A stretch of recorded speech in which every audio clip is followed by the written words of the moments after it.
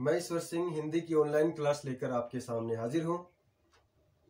पिछले वीडियो में हमने अलंकार के बारे में पढ़ा था कि अलंकार क्या है, अलंकार की परिभाषा क्या होती है, उसका अर्थ क्या होता है, अलंकार को हमारे आचार्यों ने कितने भागों में बांटा है, शब्दालंकार, अर्थालंकार, उभय अलंकार, ये क्या है। इसके अलावा हमने यमक अलंकार तक का अध्ययन अपना पूरा कर लिया था। अब अलंकार पार्ट 2 में हम आगे के अलंकारों का अध्ययन करेंगे। देखिए, आज का हमारा पहला अलंकार है उपमा अलंकार। उपमा का शाब्दिक अर्थ होता है समानता देना या तुलना करना। देखिए, जब दो वस्तुओं के बीच में आपस में किसी विशेष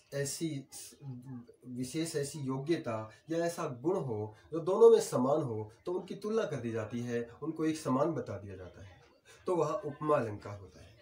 उपमा अलंकार जैसे उदाहरण के तौर पर अगर मैं किसी को कहूं कि तुम तो चंद्रमा के समान खूबसूरत हो, तो इसका मतलब मैंने उस व्यक्ति की खूबसूरती की तुलना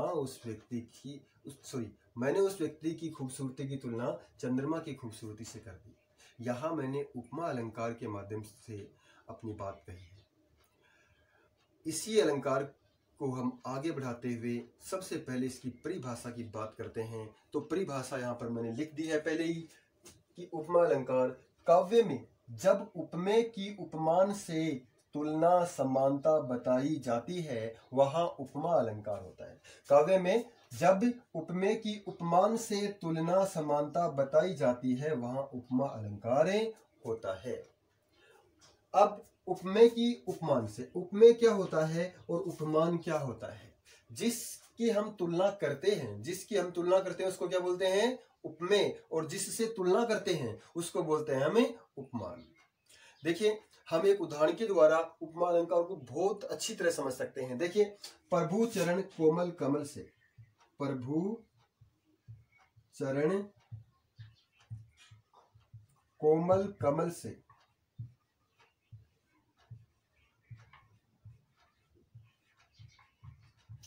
प्रभु चरण कोमल कमल से, यानी कि प्रभु के जो चरण हैं वो कोमल हैं, कमल के समान, कमल के समान। यानी कि प्रभु के चरणों की तुलना हमने किससे की? कमल से कर दी। कमल को और प्रभु के चरणों को एक समान बता दिया। और दोनों में एक विशेषता है जो दोनों में समान है, वो है कोमलता। क्या है वो? कोमलता। यहाँ पर उपमेय वो होगा जिसकी तुलना की जा रही है। तो हम प्रभु के चरणों की तुलना कर रहे हैं, तो प्रभु के जो चरण हैं वह उपमेय कहलाएंगे। और जिससे तुलना की जा रही है, किससे कर रहे हैं हम? कमल से कर रहे हैं, तो कमल क्या होगा? उपमान होगा। क्या होगा? उपमान होगा। देखिए, उपमा अलंकार को अच्छी तरह समझने से पहले हम इसके 4 अंगों की तरफ दृष्टि डाल लेते हैं। देखिए, इसके 4 अंग होते हैं मुख्य रूप से। पहला है उपमेय।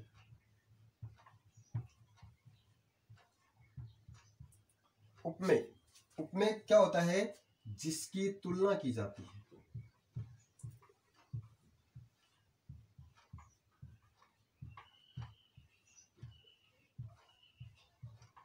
जिसकी तुलना की जाती है उसको क्या बोलते हैं? उपमेय बोलते हैं। उपमान क्या होता है?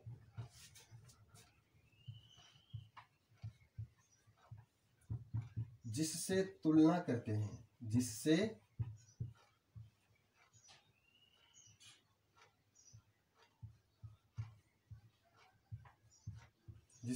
तुलना की जाती है। और बेटा एक होता है वाचक शब्द।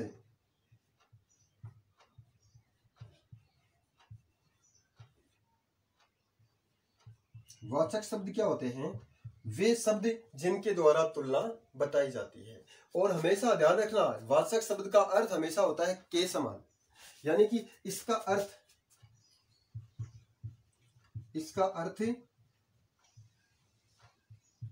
हमेशा के समान होता है। क्या होता है? के समान। इसका अर्थ हमेशा के समान होता है।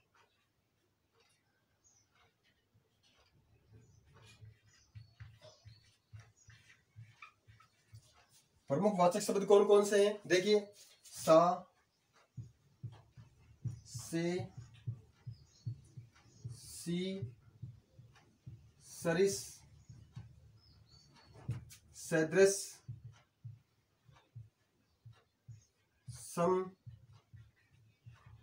इव जैसा समान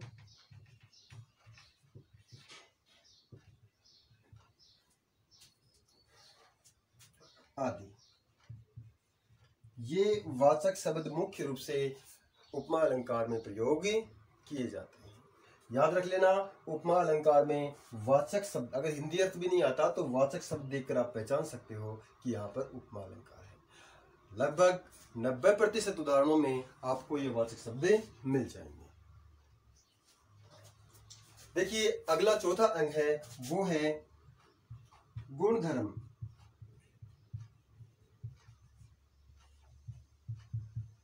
गुणधर्म क्या होता है? वह विशेषता जो उपमेय और उपमान दोनों में समान है, यानी कि उसी विशेषता के कारण तुलना की जाती है। वह विशेषता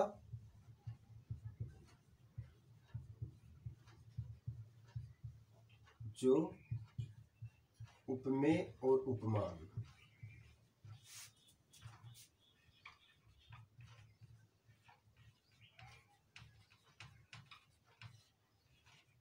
दोनों में होती है और इसी विशेषता के कारण दोनों की तुलना भी की जाती है। देखिए अब हम इन अंगों के माध्यम से उपमा अलंकार को समझेंगे। देखिए उपमेय क्या होता है? जिसकी तुलना की जाती है, जिसकी तुलना की जाती है। यहां पर देखिए प्रभु चरण कोमल कमल से, प्रभु के चरण हैं, कोमल है, कमल के समान। किससे तुलना की गई? कमल से। और किसकी की गई? चरण की। तो उपमेय क्या होगा? चरण। चरण क्या होगा यहाँ पर? उपमेय, क्योंकि जिसकी तुलना करते हैं उसको क्या बोलते हैं? हमें उपमेय बोलते हैं। बात करते हैं आगे उपमान की। जिससे तुलना की जाती है, यहां पर उपमेय यानी कि चरणों की तुलना किससे की है? कमल से की है। तो कमल क्या होगा यहाँ पर? उपमान। और हमने देखिए क्या है? प्रभु के चरण कोमल है, कमल के समान। के समान किसका अर्थ है? से का। से क्या है? वाचक शब्द है। वाचक शब्द का अर्थ हमेशा क्या होता है? के समान।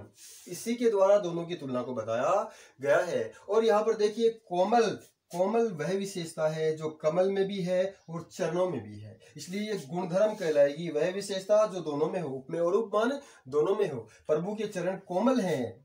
क्या है? कोमल। तो कोमल क्या है यहाँ पर? गुणधर्म है, क्योंकि ये दोनों में विशेषता है। यहीं पर हमें पता चल जाता है कि यहाँ उपमा अलंकार है। इन चारों अंगों जब को हम अगर वाक्य में ढूंढ लेते हैं और ये मिल जाते हैं तो वहां उपमा अलंकार होता है। एक और उदाहरण हम लेते हैं। देखिए पीपर पात सरिस मन डोला। पीपर पात सरिस मन डोला।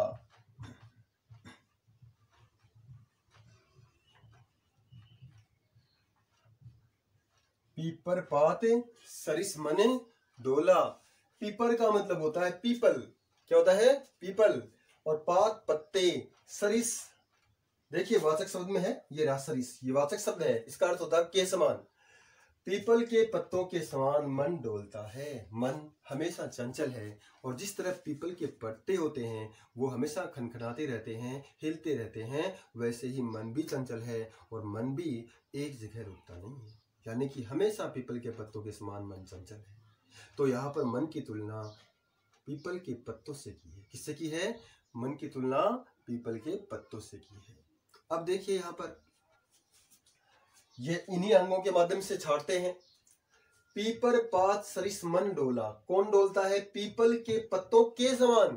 पीपल के पत्तों के समान मन डोला। कौन डोला? मन। तो मन की तुलना किससे की? पीपल के पत्तों के समान। तो मन की तुलना की गई है, और जिसकी तुलना की जाती है वो क्या होता है? उपमेय। तो मन क्या होगा यहाँ पर? उपमेय। और किसके की है? पीपल के पत्तों के समान। तो पीपर पात क्या है यहाँ पर? ये होगा उपमान, क्योंकि जिससे तुलना करते हैं वो क्या कहलाता है? उपमान कहलाता है। और सरिस, इसका अर्थ है के समान। सरिस देखिए इसमें या वाचक शब्द है सरिस, यहाँ भी सरिस है, इसका मतलब सीधी सी बात है उपमा अलंकार है। कौन सा अलंकार है? उपमा अलंकार, ये वाचक शब्द है। और मन डोला, डोलना, डोलना यानी कि चंचलता, चंचलता पीपल के पत्तों की भी विशेषता है और मन की भी विशेषता है, इसलिए ये हो जाएगा गुणधर्म। क्या हो जाएगा? गुणधर्म हो जाएगा। इसी प्रकार हम अन्य उदाहरण देखते हैं। देखिए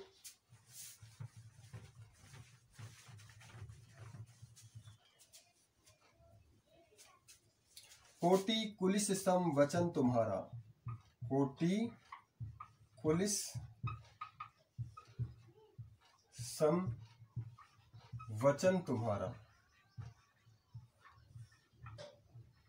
कोटि कुलिस सम वचन तुम्हारा। एक बार ध्यान से देख लीजिए, कोटि कुलिस सम वचन तुम्हारा यानी कि करोड़ों कुलिस यानी कि वज्र होता है। क्या होता है? वज्र, करोड़ों वज्रों के समान। देखिए सम वाचक शब्द है सम, करोड़ों वज्रों के समान वचन यानी कि वाणी तुम्हारी, तुम्हारी वाणी ही करोड़ों वज्रों के समान है। ये बात परशुराम को लक्ष्मण ने कही थी जब धनुष बाण शिव धनुष तोड़ने के बाद परशुराम और लक्ष्मण के बीच में आपसी द्वंद्व हुआ था, वाणी का द्वंद्व। उस द्वंद्व में लक्ष्मण ने कहा था कि हे परशुराम, आप तो बेकार में ही बाण कुठार धारण कर रहे हैं, आपकी जुबान ही करोड़ों वज्रों के समान घातक है। इसलिए वे कहते हैं कोटि कुलिस सम वचन तुम्हारा, करोड़ों कुलिसों के समान, करोड़ों वज्रों के समान तुम्हारा वचन है, तुम्हारी वाणी है। व्यर्थ ही धरो बाण कुठारा, बेकार में ही तुमने ये बाण कुठार धारण कर रखे हैं, तुम्हारी वाणी से ही अगला डर जाता है, मर जाता है। देखिए यहाँ पर कोटि कुलिस सम वचन तुम्हारा, करोड़ों कुलिस यानी कि वज्रों के समान, इसका अर्थ क्या निकला? के समान तुम्हारी वाणी है, यानी कि वाणी की तुलना की है, वज्र से की है।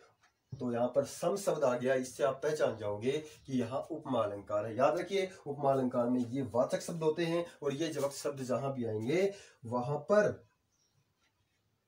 पर हमेशा उपमा अलंकार होता है। और दूसरा उदाहरण देखिए,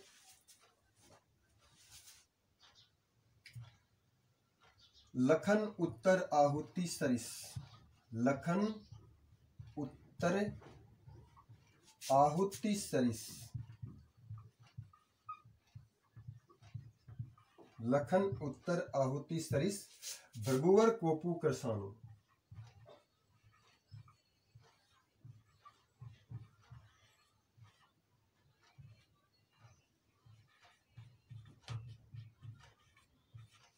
देखिए पहले तो उपमा अलंकार है कि नहीं, अगर आपको अर्थ भी नहीं आता तो देखिए इसमें सरिस शब्द है, वाचक शब्द है कि नहीं है? सरिस, ये सरिस शब्द इसमें है, सरिस शब्द है तो आप समझ जाएंगे यहाँ पर ये उपमा अलंकार है। क्या है? उपमा अलंकार। फिर भी हम इसका अर्थ देख लेते हैं।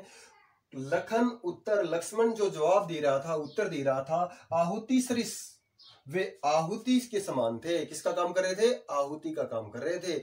यज्ञ जब होता है या आग, यज्ञ में आग होती है और उस आग में हम जब आहुति डालेंगे तो आग भड़कती है। वैसे ही लक्ष्मण परशुराम के सामने जो उत्तर दे रहे थे वो आग के समान थे, और भृगुवर कोपु यानी कि परशुराम का जो क्रोध था, क्रोध रूप की जो आग थी, वो कृषाणु जो थी यानी कि भृगुवर कोपु कृषाणु के समान था। किसके समान था? आग के समान था। अब उस आग में वो उत्तर और उस लड़ाई को बढ़ा रहे थे, उस झगड़े को बढ़ा रहे थे। इस प्रकार हम देखते हैं यहाँ पर उपमा अलंकार है। तो उपमा अलंकार में यहाँ लक्ष्मण के उत्तरों की तुलना की गई है, इसलिए लक्ष्मण के उत्तरों की तुलना किससे की गई है? आहुति से की गई है। आहुति से की गई है तो जिससे तुलना की जाती है वो होगा उपमान। आहुति यहाँ पर उपमान है और उत्तर जो है लक्ष्मण के वो क्या है? उपमेय। अब आपको ये नहीं आता, मान लीजिए आपको ये नहीं पता कि कौन सा उपमेय है और कौन सा उपमान, जब तक आपको हिंदी अर्थ नहीं आता। तो याद रखिए इसकी खोज के लिए देखिए यहाँ पर हम कोटि कुलिस सम वचन तुम्हारा, सम शब्द जो है और लखन उत्तर आहुति सरिस, लखन उत्तरे आहुति सरिस, यानी कि हमेशा यहां पर देख लीजिए थोड़ा सा, पीपर पात सरिस मंडोला, यानी कि ये जो वाचक शब्द है ये हमेशा उपमान के बाद आता है। किसके बाद आता है? उपमान के बाद आता है। इस प्रकार हमारा उपमा अलंकार पूरा हुआ। अब हम अगला अलंकार देखेंगे, श्लेष अलंकार।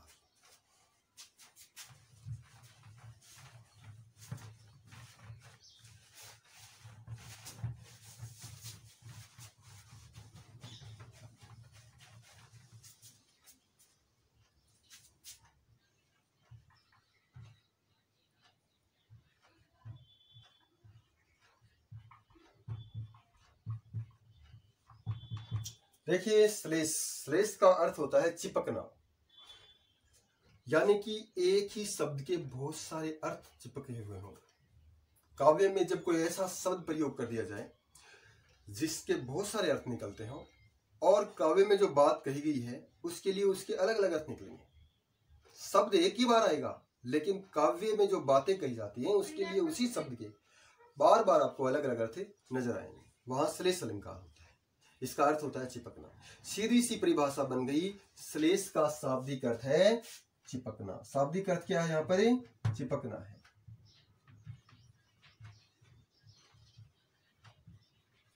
शाब्दिक अर्थ क्या है? चिपकना। तो परिभाषा क्या हो गया? परिभाषा देखो क्या होगी। जब काव्य में कोई शब्द एक बार आए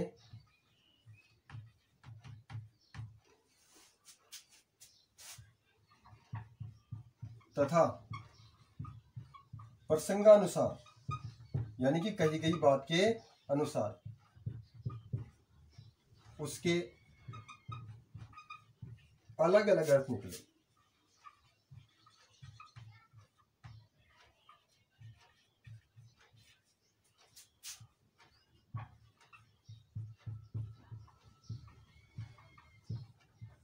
वहां श्लेष अलंकार होता है।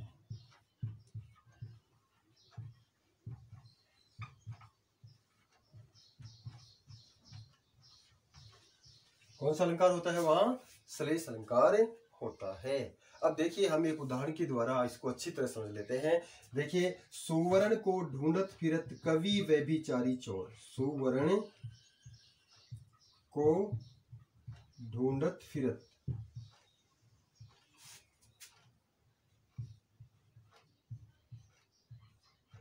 कवि व्यभिचारी चोर।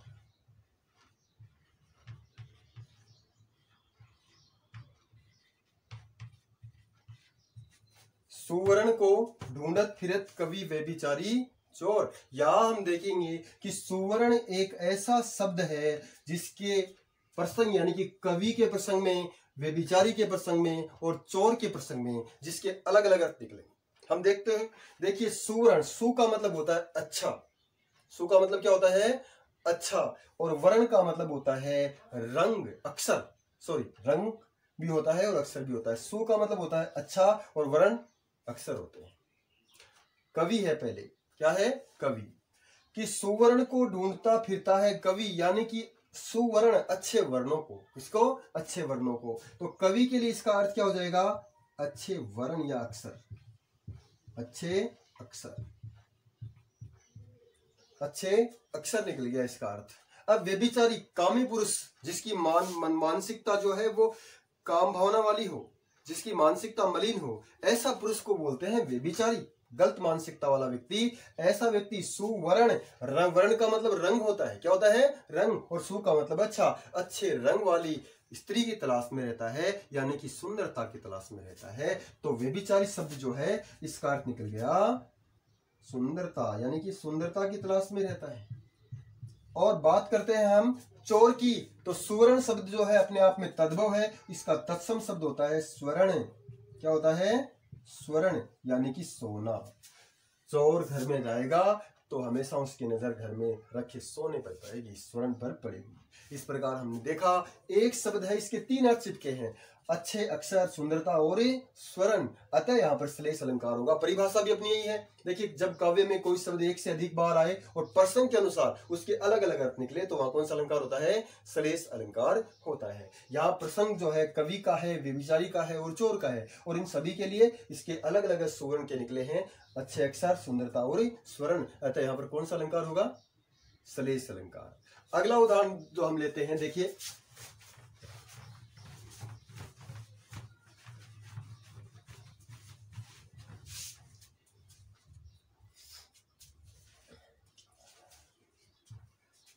रहीमन गतिदीप की, रहीमन गतिदीप की कुल कपूत गति सोय।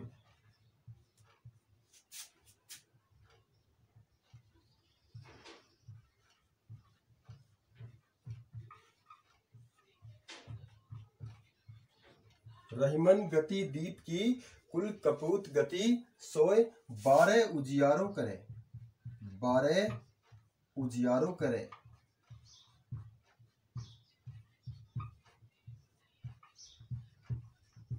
बढ़े अंधेरो होय।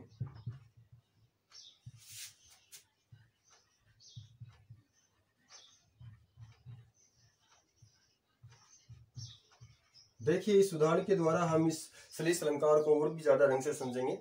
देखिए, रहीम जी कहते हैं कि गति यानी कि स्वभाव, गति का मतलब क्या होता है? स्वभाव। दीप, दीपक का, दीपक का जो स्वभाव होता है, कुल कपूत, कुल में अगर कपूत पैदा हो जाए, गति स्वभाव वही, तो उसका वही स्वभाव होता है। जैसा स्वभाव दीपक का होता है वैसा ही कुल के कपूत का स्वभाव भी होता है।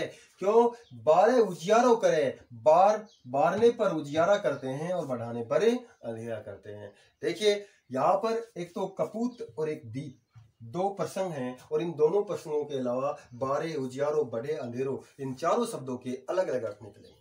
देखिए, रहीम जी कहते हैं गति दीप की, दीप का स्वभाव कैसा होता है? दीप का स्वभाव 12 यानी कि जलाना, बालना यानी कि जलाना, जलाने पर उजियारा, प्रकाश होता है। क्या होता है? प्रकाश होता है। और कपूत का स्वभाव कैसा होता है? कि 12 का अर्थ होता है जन्म लेना। क्या होता है? जन्म लेना। एक अर्थ 12 का होता है जन्म लेना। जब कपूत जन्म लेता है तो प्रकाश, तो घर में प्रकाश यानी कि खुशियां मनाई जाती है। घर में क्या मनाई जाती है? खुशियां। मारे छोरो हो, मारे टिंगर हो, सही बात है। वो थालियां फोड़ देती हैं अपनी बुजुर्ग औरतें कि मारे लड़को हो, मारे लड़को हो। बड़ा होकर वो कैसा निकलेगा वो किसी को पता नहीं, लेकिन एक बार जन्म लेता है उसमें खुशियां जरूर मनाई जाती हैं, छठी मनाते हैं, दसों करते हैं। ऐसे ही गति दीप की यानी कि दीपक का स्वभाव बढ़े, यानी कि जैसे हम बोलते हैं दुकान को बढ़ा दो यानी कि बंद कर दो, बुझा दो, तो दीपक को बंद कर दो यानी कि बुझा दो, दीपक को बढ़ाने पर यानी कि बुझाने पर क्या होता है? अंधेरा, अंधकार हो जाता है। अंधेरा हो जाता है। वैसे ही देखिए, अब वैसे ही कपूत जब बढ़े, जब कपूत बढ़ता है, जब कपूत बढ़ता है तो अंधेरो होए, घर में दुख हो जाता है। अंधेरा किसका प्रतीक है यहाँ पर? दुख का। यहाँ पर तो घर में जो कपूत बड़ा होता है तो घर में दुख हो जाता है, अशांति आ जाती है, क्योंकि कपूत है वो। और कपूत का मतलब दिन प्रतिदिन रोजाना बदमाशियां करता है, शराब पीता है, रोजाना नए नए उल्हाने लेके आता है, तो घर में अंधेरा ही होगा, दुख ही होगा।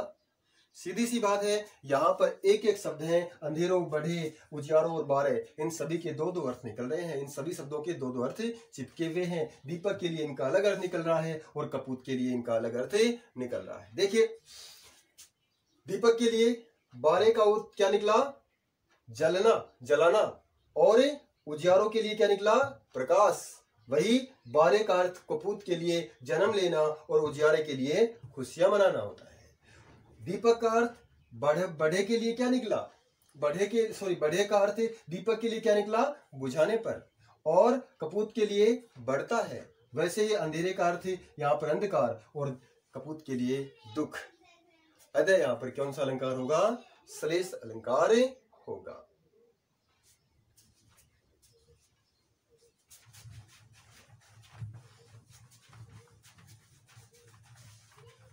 एक उदाहरण और देख लीजिए। चीर जीवो जोरी जुरे।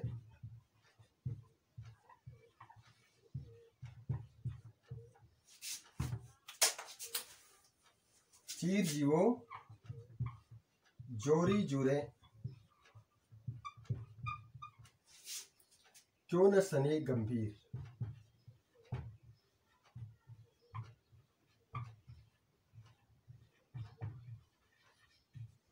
क्यों न सने गंभीर, का घटी ए वृष भानुजा।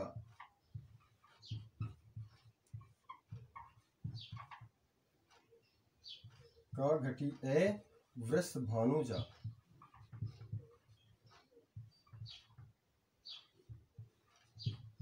वे हलदर के वीर।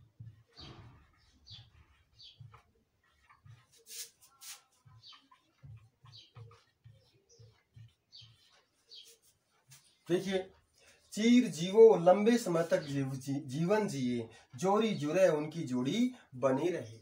राधा और कृष्ण के बारे में कह रहा है कि चीर जीवो लंबे समय तक जिए और जोड़ी जुड़ी रहे, उनकी जोड़ी जुड़ी रहे, क्यों ना सने गंभीर, क्यों ना उनके अंदर गहरा प्रेम बढ़ता चला जाए।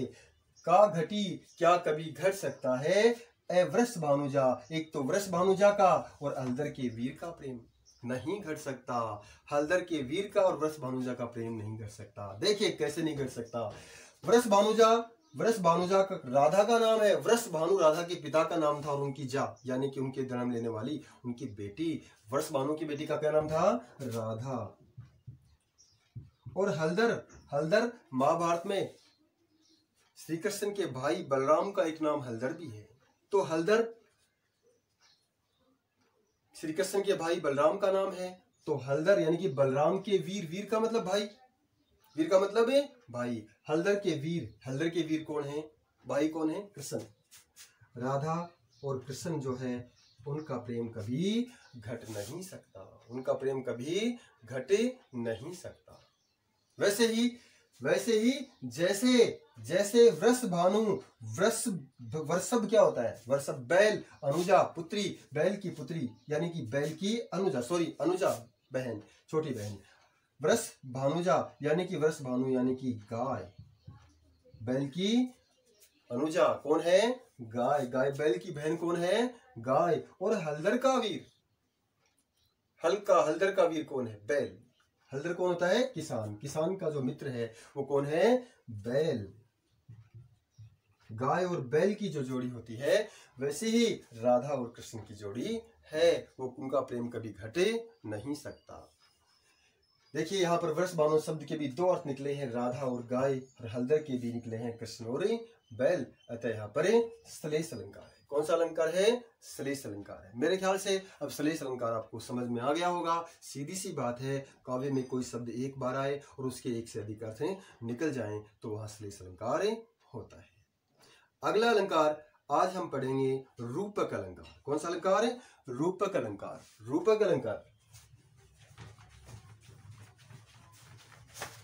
पिछले अलंकार यानी कि उपमा अलंकार में हमने आपको बताया था उपमेय की तुलना की जाती है उपमान से, लेकिन यहां तुलना करने की बजाय उपमेय को उपमान ही मान लिया जाता है। उपमेय और उपमान में कोई भेद नहीं रहता। जहां उपमेय और उपमान में कोई भेद नहीं हो, दोनों को एक मान लिया जाए, वहां रूपक अलंकार है। जैसे मैं अगर आपको बोलूं कि आप चंद्रमा के समान खूबसूरत हो, तो यहाँ पर के समान शब्द लगने से यानी कि मैंने तुलना कर दी, यहाँ उपमा अलंकार होगा। लेकिन मैं आपको चंद्रमा के समान खूबसूरत बताने की बजाय मैं आपको ऐसे कहूं, आप तो चंद्रमा हो, आप तो चंद्रमा हो, यानी कि चंद्रमा और आपको दोनों को एक ही मान लिया, वह रूपक अलंकार होता है। यानी कि आपका रूप और चंद्रमा का रूप मैंने एक ही मान लिया, समान नहीं माना, एक मान लिया, तो क्या होगा? वहां पर रूपक अलंकार होगा।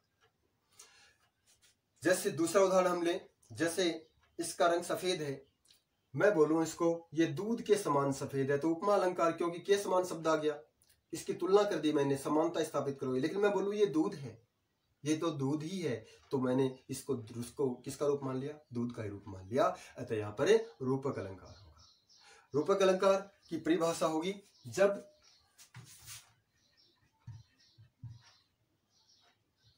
उपमेय और उपमान दोनों को एक ही मान लिया जाता है। उपमेय और उपमान दोनों को एक ही मान लिया जाता है।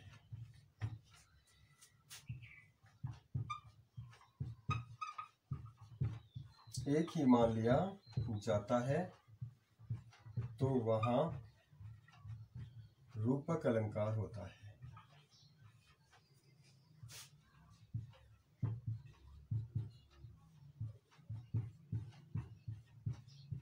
उदाहरण देखते हैं हम।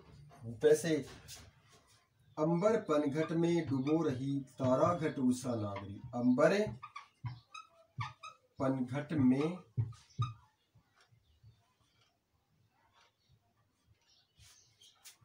डुबो रही तारा घट उषा नागरी।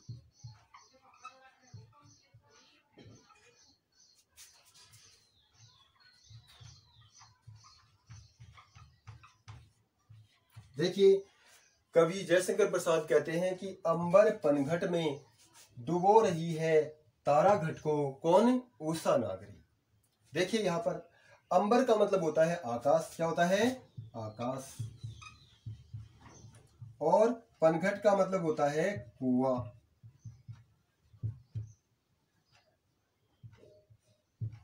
और तारा का मतलब तारे, तारा। घट का मतलब घड़ा। उषा का मतलब उषा है लाली, सूर्य की किरणें। और नागरी का मतलब होता है युवती या नारी। अब देखिए, यहां पर रूपक अलंकार के माध्यम से एक बड़ा ही सुंदर उदाहरण दिया है जयशंकर प्रसाद जी ने। देखिए, आसमान में जब तारे हैं, ये छोटे छोटे तारे हैं, सूर्य जब इस धरती पर उदय होने वाला होता है और आसमान में तारे हैं, ये सूर्य जब यहाँ पर आ जाता है तो इसके प्रकाश से, इसकी जो प्रकाश की किरणों को, सुबह सुबह की किरणों को क्या बोलते हैं? उषा बोलते हैं। क्या बोलते हैं? उषा। ये उषा रूपी जो किरणें हैं, यानी कि सूर्य की जो उषा किरणें या उषा है यानी कि किरणें हैं, ये जब इस तारों के ऊपर पड़ती है तो तारों का प्रकाश कम होता है और इनका ज्यादा, इसलिए तारे ओझल हो जाते हैं, दिखाई देना बंद हो जाते हैं। यानी कि इन तारों को किसने डुबोया आकाश में?